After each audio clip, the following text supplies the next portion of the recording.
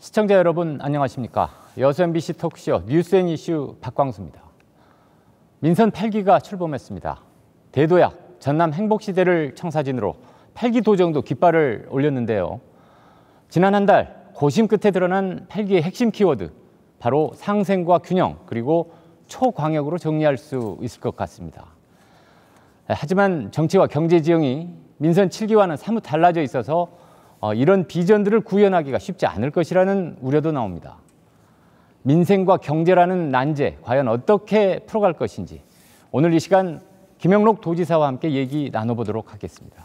김영록 전남지사 나오셨습니다. 안녕하십니까? 예, 반갑습니다. 반갑습니다. 네, 8기 비전공약위원회에서 함께 열심히 활동하셨죠. 박기영 순천대 교수님 함께 얘기 나눠보겠습니다. 반갑습니다. 네, 안녕하세요. 네, 도지사님, 당선 축하 인사는 수도 없이 들으셨을 것이고 8기 출범 축하드리겠습니다. 예. 소감, 감회가 남다르실 것 같습니다. 한 말씀 부탁드릴게요. 예, 감사합니다. 지난 7월 1일 날 도지사 취임, 민선 8기 취임에 맞추어서 우리 도민에게 드리는 비전 선포식을 가졌습니다. 그래서 앞으로 우리 전라남도 4년 어떻게 할 것인가, 또 4년뿐만 아니라 전라남도 미래 100년의 성장 동력을 만들어가자는 의미에서 8대 과제를 발표하고 우리 도민과 함께 뜻을 같이 하면서 초심으로 돌아가서 힘차게 뛰겠습니다 하는 뜻으로 발표를 해주었습니다. 많은 분들이 오셔서 공감을 또 표시해 주셨고 앞으로 전라남도가 나아갈 방향에 대해서 정말 열심히 함께 하자는 뜻을 표해 주어서 정말 감사합니다. 저는 우리 도민들과 함께 열심히 뛰고 또 방금 말씀하신 대로 민생 문제는 최우선으로 챙겨보겠다 하는 말씀을 드립니다. 예, 8기 문제는 이제 계속 얘기 나눠보고요. 짧게 7기 한번 짚어보고 넘어가죠. 보람 한 가지, 아쉬움 한 가지 말씀. 보람은 너무 많습니다. 사실 한 가지만 이야기한다면 좀 그런데요. 가장 하여튼, 보람. 예. 그 예산이 우선 많이 증가했고요. 네. 그다음에 이제 우리 특별법이 여러 가지 통과됐어요. 그래서 한국에너지공대 특별법이 통과되면서 한국에너지공대가 올해 3월 정식 개교하면서 세계적인 공과대학으로 발돋움하게 됐고 여순 11.9 사건 특별법도 통과되면서 여순 사건에 지금 진상규명 또 피해자 신고 이렇게 하고 있는데 이런 부분도 과거 73년 동안 안 됐던 일이 이루어진 거지 않아요. 또 그런 부분도 있고 미래 성장 동력을 만들어내기 위한 여러 가지 사업들. 그다음에 산단 대개조 사업, 동부권, 서부권 다 이렇게 산단 대개조 사업도 정부의 공모 과정에서 유일하게 두 군데가 선정이 됐는데요. 이런 부분을 통해서 앞으로 이제 우리 성장 동력을 만들어낼 수 있는 힘이 생겼다.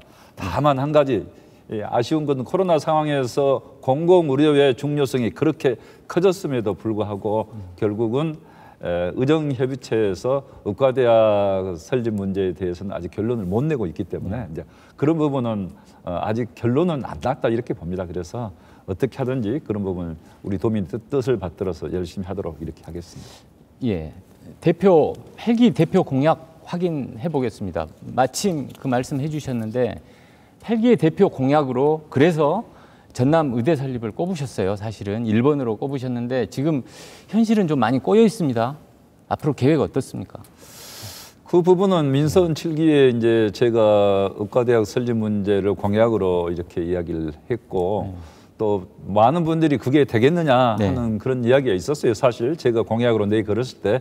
그렇지만 어려울수록 우리가 공약으로 이렇게 하면서 도민들과 뜻을 같이 해서 열심히 해야 된다 이렇게 생각해서 공약으로 내걸었었는데 코로나 상황 이후에 그 공공의료의 중요성이 커지면서 공공의료 차원에서 의과대학 설립이 또 의과대학 증원이 필요하다. 정부에서도 이렇게 크게 이렇게 그 문제를 정책 과제로 채택을 했는데 결국 의사협회하고 협의 과정에서 그 문제가 수년이 돼 있습니다만은 그 수년이 된 거지 안 된다고 하지 않기로 결론이 난 것은 아니거든요. 그리고 새 정부에서도 이제 공공의료 문제에 대해서는 관심을 갖지 않을 수가 없습니다. 요즘에 코로나 이후에 또 원숭이 두창 뭐 이런 문제가 나올 때 예전하고 달리 모든 사람들이 지금 굉장히 그 관심의 대상이 되잖아요. 그만큼 공공의료의 중요성이 커졌기 때문에 저는 공공의료 사령탑, 지역 사령탑의 역할을 하려면 국립의과대학이 있어야 된다 이거죠. 심지어 경북 같은 데는 의과대학, 사립의과대학이 있습니다만은 사립의과대학이 수도권에 사실은 큰 시설은 두고 있고 작은 시설만 경북에 두고 있고 또 국립의과대학이 아니다 보니까 공공의료를 지휘체계 사령탑 역할을 하는데 한계가 있잖아요. 네. 그래서 경북도에서도 국립의과대학 만들어 달라는 거예요. 네. 전남은 아예 없고 그렇다면은 이런 부분을 전남, 경북 또 필요하다면은 연대해서 오히려 의과대학 증설보다는 의과대학이 없는 지역에 공공의료 차원에서 의과대학을 신설해 주는 게 더 큰 중요한 문제다 이렇게 생각하고 함께 연대해서 꼭 이 문제가 정책, 국가적 정책 과제로 토론되고 또 채택될 수 있도록 적극적인 노력을 하겠습니다. 예, 의대 문제는 이제 그 공약 비전위에서 같이 활동하셨던 우리 박경 네. 교수님도 상당히 전문가시고 많이 의제를 제시하셨는데 여러 가지 지금 동서부 간 갈등의 요소도 자칫 있고 또 이것을 어떻게 풀어갈 것인가에 대해서 이제 논의를 좀 하셨잖아요. 네. 그러면 좀 의제를 좀 주시죠. 의대 문제 어떻게 생각하시나요? 예, 지금 이제 동부권도 이제 좀 더 경쟁적으로 의대 네. 유치에 나서야 된다. 이걸 촉구하는 분위기가 좀 더 커져가고 있거든요. 네. 그런데 저는 이제 이 문제를 왜 전남권이 의대 국립의과대학 신설에서 누락이 됐나 그 역사를 좀 살펴보고 싶습니다. 근데 지금 아까 지사님 말씀하신 것처럼 우리나라가 지난 30년간 지속적으로 유지한 의료 행정의 목표가 있거든요. 그게 바로 뭐냐면 지역의 국립의과대학을 중심으로 지역 의료, 공공의료의 사령탑 역할을 하겠다라고 목표를 정한 게 있어요. 그게 이제 1990년대부터 정해서 의과대학 정원을 늘려주고 있었거든요. 그래서 이제 의료 접근성이 취약한 지역으로 3개를 꼽았습니다. 강원도, 제주도, 전라남도. 그래서 이제 강원도에 의과대학을 1995년에 만들어졌고요. 그다음에 1996년에 제주도에 의과대학을 만들어줬거든요. 그런데 그 이후에 이제 1997년 이후에 이제 의과대학을 전라남도에 만들려고 했는데 그 당시에 이제 외환 위기가 닥쳐왔고 또 하나는 또 그 당시에 공공기관 민영화 바람이 불었습니다. 그래서 아까 사립대 의과대학 말씀하셨는데요. 국립의과대학을 국립에 만들어줘야 되느냐 사립에 만들어줘야 되느냐에 대한 판단을 좀 못했던 것 같아요. 그러면서 약간 시간이 지체되면서 그 당시 어떤 일이 있었느냐면 2000년에 의학 분업이 이루어졌습니다. 근데 의학 분업 때 의료계에 굉장히 극렬한 파업 등 이런 것들이 있다 보니까 그때 의료계와 합의를 하게 됐는데 의사협회와 합의하는 과정에서 의대 정원 10% 감축을 합의를 했어요. 그래서 어떻게 됐느냐면은 1998년까지 의대 정원이 3,300명이었어요. 그렇게까지 늘어나다가 2000년에 3,273명이 됐거든요. 그래서 10% 감축을 합의하면서 215명이 줄어들어요. 순차적으로. 그래서 2006년에 이제 3,058명이 됐거든요. 그 인원이 현재까지 유지되고 있습니다. 그러다 보니까 의과대학의 정원을 배정을 해야 전라남도에 의과대학을 만들 수 있었는데 논의 자체를 못 해버린 거예요. 그러니까 아까 지사님 말씀하신 것처럼 어떤 논의도 못하고 중단돼 버렸습니다. 근데 그러다가 이제 전국민 의료보험화가 실시되니까 의료비 지출이 이제 국민들의 의료비 지출이 굉장히 늘어나게 되면서 남도는 특히 이제 공공의료기관인 국립의과대학이 없고 또 국립병원이 없으니까 이제 민간 병원들이 많이 늘어나게 된 거죠. 그래서 민간 병원들이 중요한 역할을 했는데 이제 남은 거는 필수 중증 의료, 정말 국립대학 병원이 있어야, 국립의과대학이 있어야 해결될 수 있는 부분들이 해결이 안 된 거예요. 그러니까 그거 남은 숙제를 빨리 해달라라고 요구를 해야 되고 의학 분업 과정에서 가져간 215명 중에 100명이든 200명이든 전라남도에 빨리 의과대학 정원을 배정해달라. 이렇게 요구를 해야 되고 배정을 해주면 지사님 여기 계시지만은 전라남도에서 충분히 논의해서 의과대학을 설치하는 이런 논의가 순서이지 않을까 이렇게 생각을 합니다. 교수님께서는 역사적인 명분이 있다. 우리가 지금 의대가 없었던 역사적 연유를 가지고 명분을 가지고 정부에 효과적으로 설득해달라는 그런 명분을 주신 것 같아요. 그것과 포함해서 새 정부 국정과제로도 포함이 안 됐다는 부분은 새 정부가 이것도 중요한 과제지만 약간 온도차가 있지 않냐 이런 평가가 있거든요. 이걸 이제 풀어가셔야 될 부분이 이제 우리 도지사님 역할이신데 어떻게 보십니까? 네, 그러니까 미국 주정부랄지 일본 자치단체 현 정부 광역자치단체 같은 경우에는 의과대학 설립할 수 있는 권한을 가지고 있더라고 나름대로. 그렇죠. 근데 우리는 모든 것이 중앙에 가 있으면서 이렇게 없는 시도가 해달라는 그런 요구에 대해서도 이렇게 정부가 대응을 제대로 못하고 있는데 이건 정말 지방 살리기 차원, 국가 균형 발전 차원에서 너무도 필요한 거예요. 아까 공공의료라는 것은 국민 건강, 도민 건강에서 말할 것도 없지만은 그 지방자치 차원에서도 그렇잖아요. 지방 정부가 이런 거 하나 결정을 제대로 못하고 또 국가 균형 발전 차원에서도 마찬가지고 그래서 꼭 필요하다 이렇게 생각을 하고요. 그다음에 이제 윤석열 정부에 와서 명시적으로 이 의과대학을 어떻게 하겠다 하는 이 정책 과제로 채택은 안 돼 있습니다. 그렇지만은 묵시적으로는 어느 정도 이 부분을 중요성을 표현했다 저는 이렇게 보고요. 이 부분이 이제 정책 과제로 명확히 표현되어 있느냐 아니냐의 문제를 떠나서 이것은 꼭 해결해 하지 않으면 안 될 과제고 아무리 지난 정부에서 했다 하지만 정부와 의사협회가 코로나를 관리할 수 있는 수준이 되면은 의정협의체에서 논의하자고 한 것이잖아요. 그 자체는 유효한 것이지 새 정부가 됐다고 해서 그것을 더구나 공공의료 차원에서 꼭 필요한 일을 아니다 할 수는 없는 거고 이런 부분은 저도 이제 같이 우리 박경 교수님 또 뭐 순천대랄지 우리 목포대 함께 노력을 하겠습니다만은 정치권도 노력해서 함께 국회의원들도 함께 노력해서 필요할 때는 민주당 차원에서도 이런 문제 해결을 위해서 나서줘야 되는 것이지 민주당이 호남에 뿌리를 두고 있다고 말만 하면 안 되는 거죠. 그래서 이런 부분을 총체적으로 노력하고 저는 국민의힘 정부에서도 이 문제는 충분히 관심을 갖고 있다. 저는 또 대통령 당선인 시절에 윤석열 대통령께 직접 건의도 드린 바가 있습니다. 네. 확답은 안 하셨지만은 분명히 공감은 하셨거든요. 그래서 그런 문제 앞으로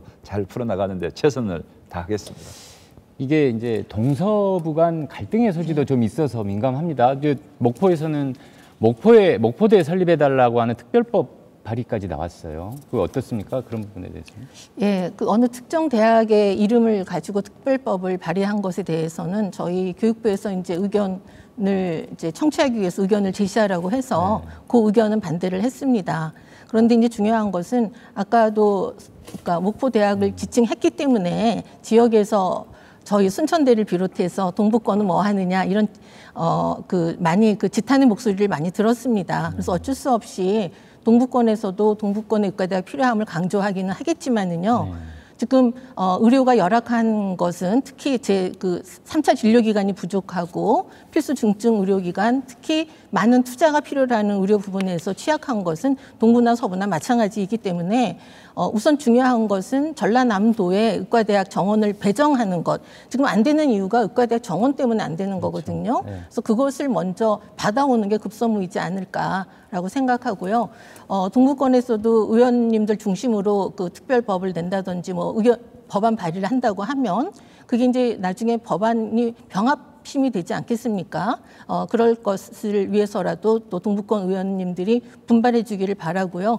그리고 전라남도에서는 이걸 좀 통합 조정해 주셔서 어쨌든 전라남도가 이렇게 의과대학이 없어서 일어나는 여러 가지 자료들, 그러니까 정량적, 정성적 자료들이 있어요. 저희 순천시에서만 해도 의과대학이 없음으로 인해서 생기는 불편함, 의료 수기 공모한 적이 있거든요. 네. 그래서 이러한 내용을 가지고 자료 지표로 정량적, 정성적 지표 중에서 정량적 지표만 가지고는 중앙에서 지역 상황을 알기 어렵다고 생각합니다. 그래서 그러한 것에 그 의료 자료를 잘 분석해 보면 전라남도 도민이 위급할 때 움직이는 동선을 알 수 있어요. 그래서 그런 자료를 가지고 중앙 정부를 설득하고 필요성을 좀 인정받으면 지금 윤석열 정부에서도 어쩔 수 없이 전라남도의 시급함을 인정하지 않을까 이렇게 생각하고 그런 노력은 여야 뭐 모두 다 합쳐서 노력을 해야 될 거라고 생각을 합니다. 예.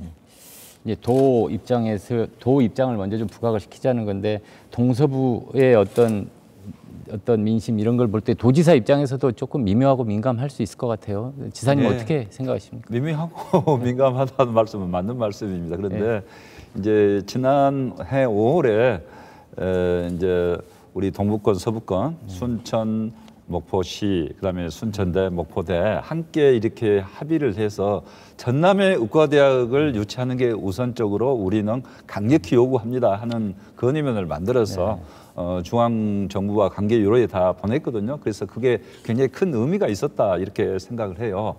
그런데 최근에 이제 어느 한 지역에서 특별법을 만들어서 이제 제출했다고 했을 때 그런 부분까지 도에서 사실 먼저 이렇게 알았으면 좀 이야기했겠지만은 막기가 어려웠는데요. 그런 부분은 이제 꼭 필요한 정당한 경쟁은 할 수도 있어야 된다고 봐요. 그런 부분까지도 못하게 하고 모든 것을 틀어막고 이렇게 하기보다는 적당한 선에서는 하되, 그러나 항상 목소리는, 최저 목소리는 우리 전남, 방금 박기영 교수님 말씀하신 대로 우리 전남의 의과대학 정원을 배정해 주세요. 그리고 나면은 전남이 어디로 할 것인가 하는 것은 공정한 절차와 투명한 기준에 의해서 우리가 잘 하겠습니다. 걱정하지 말아 주세요. 이런 목소리가 필요하다고 봐요. 그래서 이제 목포 쪽에서 특별법을 제출했으니까 순천은 제출해야 된다. 그걸 싸우는 것을 볼 게 아니고 순천도 제출하고 방금 말한 대로 병합 심리하면 되는 거거든요. 그렇지만 이렇게 병합 심리하면 되는 거고, 다만 최종적인 결심을 할 때는 우리는 따를 테니까 우리 전남에 우선적으로 의과대학 정원을 주세요 하는 한 목소리가 필요한 것이지, 법안도 내지 않고 모든 걸 올스톱하고 있어라, 저는 그렇게는 해석하고 싶지 않아요. 그래서 도에서도 적절하게 이런 부분을 잘 하겠다는 말씀 드리고요. 그러면은 현실적으로 우리는 뭘 준비할 거냐 이런 이야기가 있을 수 있는데, 방금 박경 교수님 잘 이야기를 했어요. 그래서 오히려 목포나 순천 지역은 왜 우리 지역에 해당되는가, 그런 내부적인 그 데이터, 자료 이런 것들을, 정량적인 것도 중요하지만 여러 가지 그런 것들을 설득력 있는 자료를 잘 축적하는 게 오히려 필요하지 않을까. 정치적 구호, 우리 지역에 꼭 필요하다는 그만 갖고는 부족하지 않아요. 그러면은 데이터를 통해서, 어떤 자료를 통해서 그것을 명분 있게, 논리 정연하게 설명할 수 있어야 된다고 보고, 오히려 양쪽이 필요하다면 그런 준비가 필요하다고 보고요.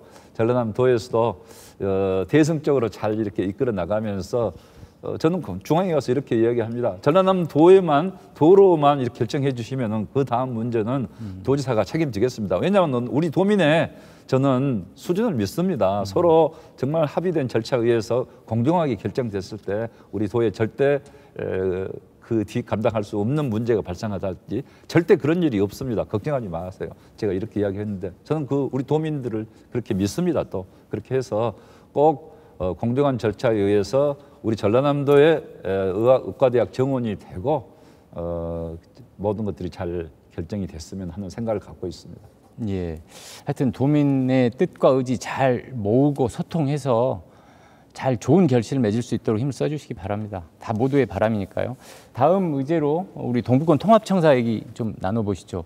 동북권 주민들한테 굉장히 관심 있는 내용입니다. 이것도 지금 이미 저는 근처를 자주 왔다 갔다 하는데 굉장히 이제 큰 웅장한 건물이 올라가고 있고요. 한 1년 후면 이제 준공이 돼서 근무가 시작될 것 같습니다. 이 하드웨어 못지않게 이제 소프트웨어도 좀 중요할 텐데 어떻게 좀 이 동북권 통합청사를 잘 만들어서 운영해 보겠다, 이런 보관을, 청사진을 한번 좀 지사님께서 제시해 주시죠. 예, 동북권 통합청사는 굉장히 중요합니다. 왜냐하면은 우리가 결국 도청이란 것은 우리 전라남도 살림을 해 나가는 기관이기 때문에 각 지역에서 고루 와서 전라남도청에서 이렇게 근무하면서 각 지역을 대표하는 것은 아니고 전체를 대표하긴 하지만은 그 구성원이 조화롭게 균형 있게 구성이 돼야 되지 않아요? 그런 차원에서는 서부권에 치우치다 보면은 아무래도 동북권 공직자들의 전입도 적어질 수밖에 없는 상황이기 때문에 저는 동북권 청사를 우리 도민들을 위해서도 필요하고 또 우리 도청의 대표성을 확보하기 위해서도 필요하다고 봐요. 그렇게 해서 제가 이번에 이제 민선 8기 공약을 하기를 1개 실국이 아니라 4개 실국으로 동북권 청사를 이렇게 늘리겠습니다 하고 발표를 했는데요. 그 부분에 대해서는 우리 도청 가족들부터 좀 놀라기는 했지만은 당연한 것으로 받아들이는 분위기입니다. 그리고 이제 동북권 청사에 한 300명 정도, 310명까지 근무할 수 있도록 돼 있는데, 제가 설계할 때도 그렇게 이야기했거든요. 앞으로 더 늘어날 수도 있으니까 청사가 앞으로 늘어날 것도 대비해서 이렇게 청사를 지어라 하는 이야기도 했었고요. 이제 그 주차 대수만 하더라도 200여 대에서 제가 800대로 늘리라고 그랬어요. 800대로. 그리고 공무원 수도 이렇게 300명 좀 넘은 수가 근무할 수 있도록 했고 4개국을 배치하는 거고 이제 이렇게 하다 보면은 제가 볼 때 명실상부하게 동북권 청사가 역할을 할 거 아니냐. 그리고 동북권 청사에 동북권 본부장을 배치를 해야 된다. 국을 4개를 배치하더라도 본부장이 있어야 된다 하는 생각에서 이렇게 이야기를 했고 그 본부장은 지방 부지사가 가장 좋지만은 지금 정부가 이름까지 틀어지고 사실은 조직권을 안 놓고 있거든요. 마음대로 도지사가 마음대로 못 합니다. 법률로 해줘야 되는데 지난 지방자치법 개정 때 행정자치부가 반대해서 빠졌어요. 근데 이걸 이제 계속 추진할 거고 만약 정 여의치 않으면은 지방 2급 정도라도 해서 동북권 본부장이 뭔가 단순히 행정만 보는 게 아니고 동북권을 뭔가 통합하는 상징적인 역할까지 그리고 주민의 여러 가지 정치적 요구랄지 행정적 요구도 경청할 수 있는 그런 자리가 돼야 동북권 통합정사의 제대로 역할을 할 거 아니냐 이렇게 보고 있습니다. 그래서 이 부분은 제가 강력히 드라이브를 걸겠다 하는 말씀을 드립니다. 도지사님 의지는 강력하게 느껴지시는데 또 동북권의 정서를 바탕으로 우리 교수님 또 하실 말씀이 있죠. 어떤가요? 예. 하여튼 동북권은 우리 전남 인구의 47% 그리고 또 지역 내 부가가치의 75%고요. 사실 제조 부가가치로는 뭐 90% 이상 차지하고 있는데요.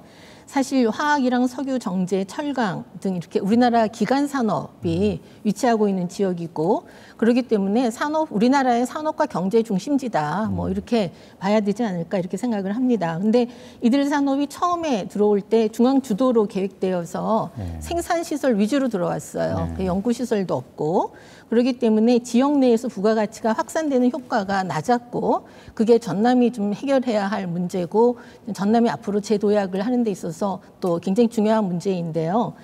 국가의 미래를 위해서도 전남 산업의 그 대전환 문제 이건 중요하다고 보여집니다.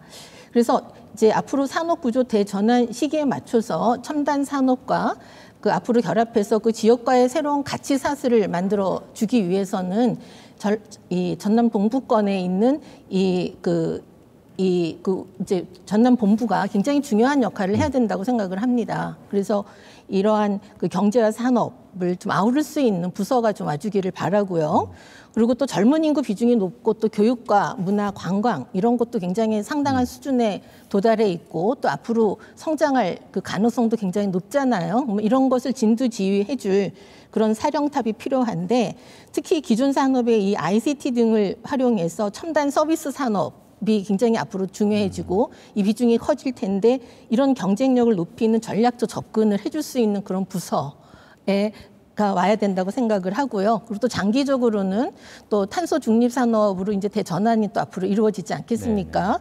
그렇다고 하면은 이러한 경제 관련 부서라든지 전략 산업 부서, 또 문화 관광 교육을 이끌어갈 부서, 뭐 이렇게 된다고 하면 핵심 부서들이 와야 될 거라고 생각하는데 그러한 부서들이 좀 들어와서 전남을 좀 더 역동적으로 만들어 주기를 바라고요. 전남의 역동적으로 된다는 것은 전남 동북권이 역동적으로 바뀐다는 건 전남 전체의 역동성을 높이는 계기가 되지도 않을까. 그래서 기대가 상당히 큽니다. 교수님 뜻대로 하면 도청을 그냥 옮겨야 될 것 같아요. 저도 그런 생각이 드는데요. 경제, 문화, 관광 뭐 이렇게 하면 도청 전반에 관한 사실상 기능인데 세계에서 4개 실국으로도 상당히 그 지사님의 의지를 보이신 건데 한 개에서 3개죠. 한 개에서 4개. 한 개에서 4개. 4개 실국으로 옮긴 것도 늘린 것도 그런데 하여튼 지역의 요구는 또 있습니다. 그래서 잘 이렇게 좀 배려를 해주셔서 직원들을 다독이는 것도 쉽지 않죠. 사실은 도 직원들이 상당히 이쪽으로 오는 걸 꺼리고 있다고 들었습니다. 그런 정서도 있죠. 그런 부분도 없지 않아 있는데요. 예를 들면 이쪽에 오면은 혹시 승진에 소외되지 그렇죠. 않을까. 왜냐하면 숫자가 적게 근무하고 있고 주로 이제 환경 산림국 위주로 근무를 하고 있기 때문에. 그런데 이제 국이 많아지면은 이 자체에서도 국 간의 순환도 되잖아요. 그러면은 여러 국이 있으면은 행정직 같은 거 순환 근무도 되기 때문에 어떤 한 업무만 보는 것도 아니고 좀 더 다양한 업무를 볼 수도 있고 그다음에 커지면은 승진해서 소외되지 않겠다는 그런 생각이 들잖아요.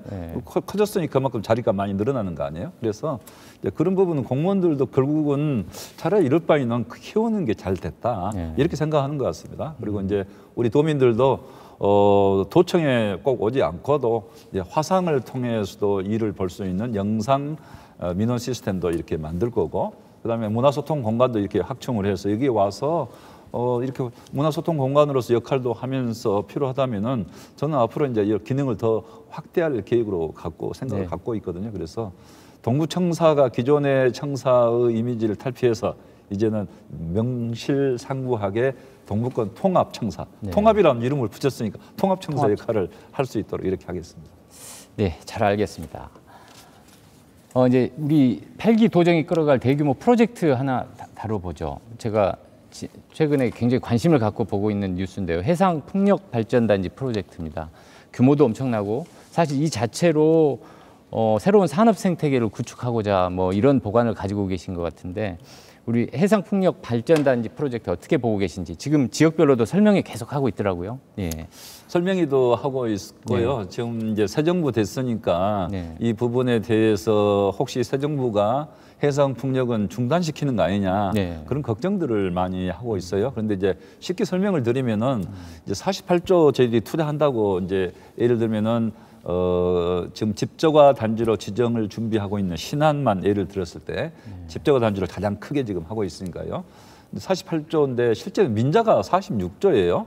그래서 정부 사업이 아니거든요. 네. 정부 사업이 아니기 때문에 이것이 중단된다고 저는 보지를 않습니다. 첫째 정부 사업이 아니고 그다음에 세계적인 추세가 에너지 대전환에 맞추어서 결국은 재생에너지 시대로 가고 있거든요. 심지어 이제 재생에너지만 갖고 제품을 생산해라 하는 아리백까지 선언하고 이런 상황이기 때문에 저는 그걸 피할 수 없다고 봐요. 우리나라만 별도로 지금 수출로 먹고 사는 우리나라가 별도로 갈 수는 없는 거거든요. 그리고 최근에 이제 그 덴마크 총리가 윤석열 대통령께 해상 풍력에 대해서도 그 뜻을 강조를 하면서 잘 추진되게 할 수 있게 해달라. 덴마크 정부가 지금 우리 서남권이랄지 우리 남부권에 해상 풍력의 같이. 투자에도 굉장히 관심을 많이 가지고 있어요. 특히 이제 부유식 해상 풍력이랄지 이런 문제에 대해서 이제 그렇게까지 이야기를 했는데 이게 세계적인 추세이기 때문에 저는 우리가 이것을 잘 추진해야 된다. 대신 에너지 믹스를 해서 예를 들면 정부가 어떤 에너지 조합을 할 것인가 정부가 권한이 있는 거예요. 그렇지만 해상 풍력을 이렇게 줄이면서 포션을 줄이면서 할 필요까지 없는 거거든요. 그래서 저는 이 부분에 대해서 과도한 걱정은 하지 않아도 된다. 대신 우리가 오히려 강력하게 드라이브 걸고 해왔던 것을 잘 추진하고 특히 이제 우리 도민들이랄지 어민들하고 같이 잘 협의를 해서 상생하는 분위기 그리고 이 해상 풍력이 결국 우리 도민들에게 일자리를 만들어내고 우리 도민들에게 이익에 합당해야 우리가 하는 것이지 해상 풍력 하는 게 지상 목적이 아니잖아요. 그럼 그런 방향으로 결국 일자리를 만들어낼 수 있고 우리 도민들에게 어민들에게도 도움이 될 수 있는 방향으로 잘 추진하는 거 이것이 가장 중요한데요. 이제 선례가 없어요, 사실은 이 부분에 대해서. 그래서 좀 어려움이 있는데 저희 전남도가 가장 먼저 또 추진해 나가기 때문에 이런 면에서 선례를 만들어가는 과정이 있다 이렇게 보고 준비를 잘 하겠습니다. 그동안에 사실은 전라남도가 적극 주장해서 집저가 단지에 따르는 인센티브도 얻어냈고 심지어 개통 연계, 전력 개통 세울 때도 그 개통 연계에 따르는 인센티브를 줄 수 있도록 하는 것, 그다음에 풍력 발전기에 대해서 먼 바다에 나가서 하더라도 인센티브를 줄 수 있게 하는 것, 이런 부분들은 전라남도가 적극 주장해서 지금까지 얻어낸 결과거든요. 이제 이런 것을 잘 활용해서 전라남도가 해상 풍력에 있어서 가장 먼저 선도적인 지역이고 결국 일자리를 많이 만들어낼 수 있도록 해상 풍력 기자재 산업을 함께 일궈내는 거, 이게 가장 중요하다고 생각하고 열심히 하겠습니다. 예, 에너지 대전환 프로젝트인데요, 일종의 같은 맥락으로 또 COP33 있죠. 그것도 사실은 기후 변화에 대응한 우리의 어떤 이미지, 지역 이미지를 고양시키는 아주 대규모, 아주 대형 프로젝트인데 어떻게 보고 계십니까? COP33 보관 있으세요? 예, 지금 기후 대응 위기 지역 특별법 네. 이 부분을 우리 동북권 여수 쪽을 중심으로 해서 동북권에서 이렇게 법안을 준비하고 있는데 저는 그 법안이 굉장히 특별한 의미가 있다고 생각합니다. 기후 위기 이 시대 아닙니까? 그러면 네. 기후 위기 시대에 잘 우리가 거기에 대응하는 지역이 필요한데 우리 이제 광양만권이 사실은 CO2 배출량이 전국에서 두 번째로 많은 네. 지역이에요. 그러면서도 저 청정 지역을 함께 갖고 있거든요. 우리 남해안권과 지리산권, 청정역을 함께 갖고 있는데 이것을 탄소 배출을 저감해 가면서 기후변화 대응 이위기 지역, 탄소 저감 특별 지역 이렇게 잘 우리가 리드를 해 나간다면은 세계적인 선도 모범 지역이 될 수 있는 거거든요. 그래서 이런 노력을 잘 하면서 세계적으로 탄소 중립 지역, 그다음에 기후변화 위기 대응 지역, 선도 지역 이런 이미지를 우리가 잘 이렇게 가꾼다 하면은 COP33 2028년도에 이제 세계 기후변화 해박 당사국 총회 네. 지난번에 저희들이 유치하려다가 결국 미뤘죠. UAE 네. 아랍에밀레이트에 양보하고 말았는데요. 네. 이제는 대한민국이 꼭 유치의 가장 영순이다 이렇게 이야기를 하고 있기 때문에 우리 여수를 정립하는 남해안 남주권 COP 33을 꼭 유치할 수 있도록 모든 노력을 다하겠습니다. 임기 중에 어떤 의미 있는 그 성과를 좀 올릴 수가 있는 거겠죠. 33 지금 시간표대로 보면 어떻습니까? 2028년인데 네. 민선 8기는 2026년까지고 윤석열 정부는 27년까지죠. 그래서 이 결정은 2026년쯤에는 해줘야 된다 봐요. 그러면은 김영록이가 이것을 반드시 해야 된다. 저는 이렇게 생각하고 있고 윤석열 정부도 이것을 해줘야 돼요. 그래서 제가 이제 그 윤석열 대통령 당선인 시절에도 이 문제도 말씀을 드렸거든요. 윤석열 정부가 2028년이니까 우리 정부가 아니다. 이것이 아니거든요. 그래서 이 문제는 국가적 과제로 앞으로 해야 된다. 그다음에 부산 엑스포 지금 국가적 과제로 추진하고 있잖아요. 네네. 그렇다면은 우리 여수 남해안을 중심으로 한 여수 남해안 남중권에서 사는 COP33에 대해서도 이제 국가적으로 관심을 가져야 돼요. 도지사만 뛸 게 아니라 정말 이 부분은 정치권 함께 뛰고 다 함께 뛰어야 된다고 생각하고 저도 열심히 하고 우리 시민들 또 우리 전 도민들 함께 나서기로 이렇게 하겠습니다. 네, 잘 알겠습니다. 그 여러 가지 지금 임기 중 과제를 우리가 조금 이제 정하기 위해서 8기 비전 공약이 활동하셨잖아요. 네. 그래서 굉장히 방대한 내용을 이제 보셨죠. 굉장히 어려운 부탁인데 그 인수위에서 그러니까 지금 비전 공약위에서 어떻게 이 마련한 방대한 내용 짧게 좀 어떤 맥락으로 핵심만 좀 짚어주실 수 있으신가요? 예. 아마 그 민선 7기에서는 네. 블루 이코노미 등을 통해서 아마 전남의 새로운 도전이 시작되었다. 네. 이런 선언을 하셨고요. 민선 8기에서는 아까 언급하셨는데 이제 세계로 뻗어나가는 대도약 시대를 열어보자 이런 목표를 세우셨고 특히 전남이 이제 한국의 새로운 성장 축이 되어보자 이런 비전을 세우면서 100년 성장 동력을 마련하겠다 이렇게 큰 그림을 이제 제시를 하면서 비전을 이제 세워봤다 이렇게 말씀드릴 수 있을 것 같고요. 그리고 특히 이제 지금 기후변화 위기에 대응하는 산업 대전환들 많이 말씀하셨는데 미래 전략 산업을 육성하고 특히 그리고 전남이 좀 첨단 산업 특히 데이터 산업이라든지 뭐 지금 반도체 산업도 얘기하셨고요. 네. 그래서 미래 산업이라는 부분에서 전남이 좀 적극적으로 전략적으로 육성을 하자라고 하면서 또 문화 콘텐츠 산업 육성하자는 이제 신성장 동력을 마련하려는 계획들이 상당히 많이 있었습니다. 네. 예, 그리고 이제 또 전남의 그 좋은 문화 관광 시설을 이용해서 자원을 이용해서 좀 머무르는 관광, 체류형 관광 산업을 육성해서 전남이 좀 이렇게 큰 성장의 기반을 좀 마련하자 이런 것도 만들었고요. 그리고 또한 이제 특히 지금 장마철인데요. 네. 기후변화의 특징이라고 하면 기습적 폭우 이런 것들이 많아지고 있잖아요. 그래서 이런 것에 대비해서 그간에 국가 하천은 이제 국가가 관리를 했었는데 지방 하천은 좀 정비 비율이 낮았었어요. 그래서 50% 이하였었는데 도민 안전 대책 차원에서 지방 하천을 정비하는 도민 안전 대책 이런 것도 좀 역점을 뒀고요. 그리고 또 지역의 인구 구조를 반영한 맞춤형 복지라든지 어르신 돌봄 사업들 이런 것들에 많은 비중을 뒀습니다. 그리고 또한 또 농산어업이 또 전남의 중요한 산업이잖아요. 근데 앞으로 이제 기후변화 얘기를 많이 말씀드리게 되는데 기후변화 시대에 가장 중요한 게 농산어업이라고 생각이 됩니다. 지금 농산물 가격 많이 올라가서 물가에 영향을 주고 있잖아요. 그렇기 때문에 지속 가능하고 경쟁력을 갖춘 농산어업을 미래산업으로 육성하는 전략 이런 것들도 많이 다뤄봤습니다. 그리고 또한 특히 역점을 둔 것 중에 우리 지역 공동체 중에서 청년이 그 지역에 남아서 지역의 자산화를 시켜가면서 지역의 공동체를 유지시켜주는 역할이 굉장히 중요한데 저희가 이제 현장 탐방도 해보고 하니까 그 이렇게 지역의 청년들을 동지로서 묶어주는 친구들을 만들어주는 게 굉장히 중요하다라는 생각을 하게 되고 한 사람은 못하지만 몇 명이 모이면 일을 할 수 있는 거라는 거를 확신하게 됐어요. 그래서 청년의 지역 공동체 문화를 만들어주고 또한 그런 그 아카데미를 만들어준다든지 이렇게 해서 지역에서 청년이 좀 중심이 될 수 있는 지역 공동체 문화를 만들어주는 것 이런 것도 굉장히 중요한 그 자산이다 이런 걸 확인하게 됐습니다. 그래서 저희가 그런 보고를 지난번 공약 비전위원회에 보고를 드렸습니다. 큰 범주만 나눠도 한 8대 과제 그렇게 되더라고요. 예, 이걸 다 어떻게 챙기실 수 있겠습니까, 우리 도지사님? 8대 과제 이제 100개 이제 프로젝트인데요. 방금 박기영 교수님은 민선 7기에 이제 도정 자문위원장을 하셨어요. 그렇긴 하지만 방금 설명을 도지사님 저보다 더 잘하잖아요. 근데 저는 이걸 못 챙기면 어떻게 되겠어요? 제가 잘 챙겨서 가지수가 많지만 제가 혼자 아는 건 아니고 시스템으로 일하는 거니까 잘 하도록 하겠습니다. 도민 보고회도 곧 이제 하실 예정이라고.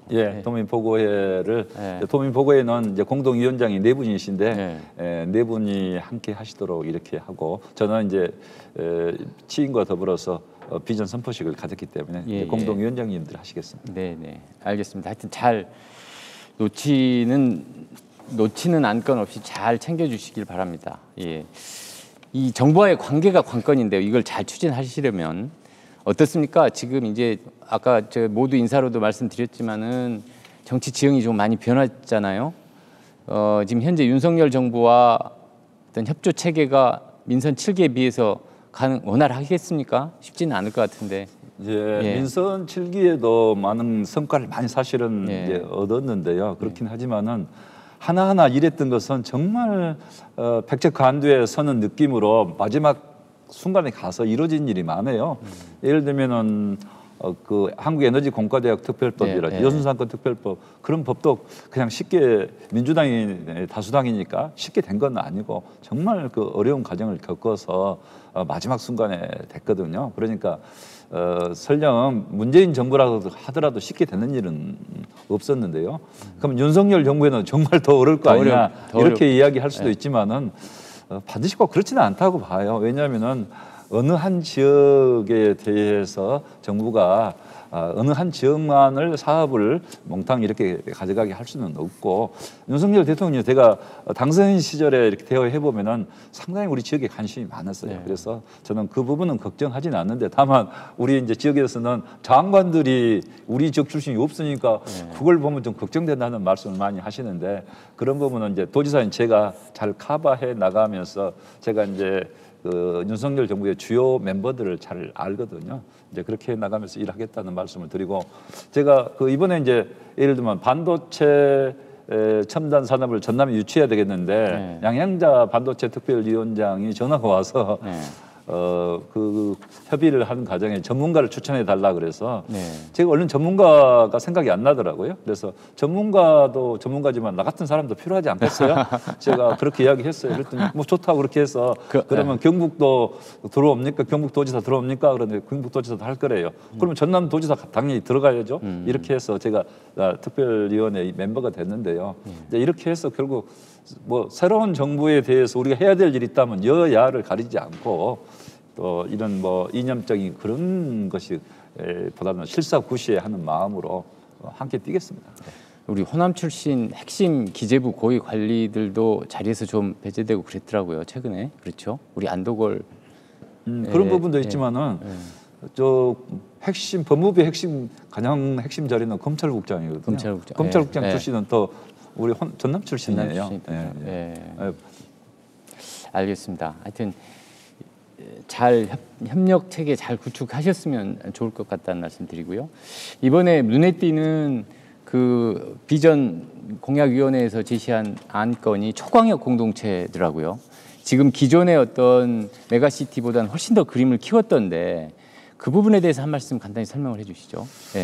네, 제가 이제 그 부분에 있어서는 여러 차례 저희가 이제 우리 전남 광주 초강력 협력 그것도 중요하지만은 광주, 전남, 부산, 울산, 경남, 남해안 남북권 초강력 경제 공동체 또 협력체 관광 분야에 있어서도 협력체가 필요하다 해서 이제 그런 방향으로 가려고 하는데요.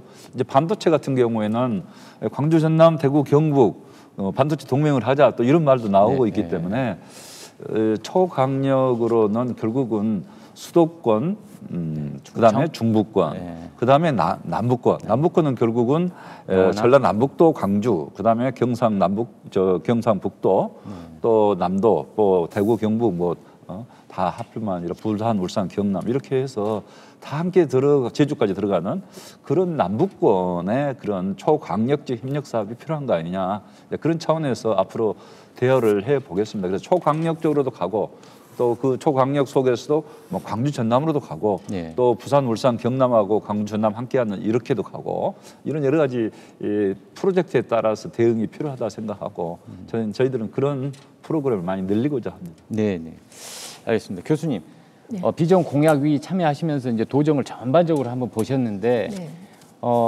이제 그 제안을 하셨잖아요. 도에 이 자리에서도 한번 직접 한번 부탁을 하시죠. 뭘 제안하고 싶으신가요? 부지사님께.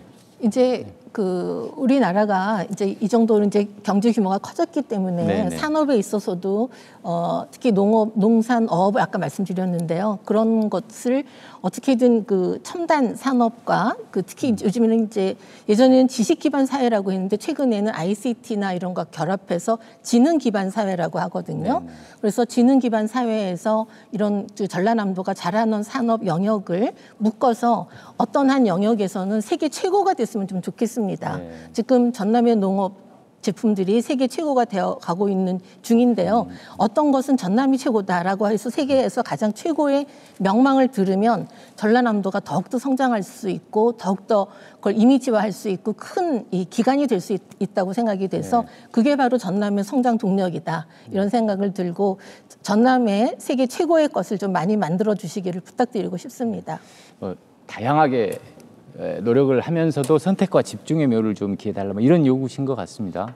저도 우리 박기영 교수님 말씀 들으면 가슴 뛰어요.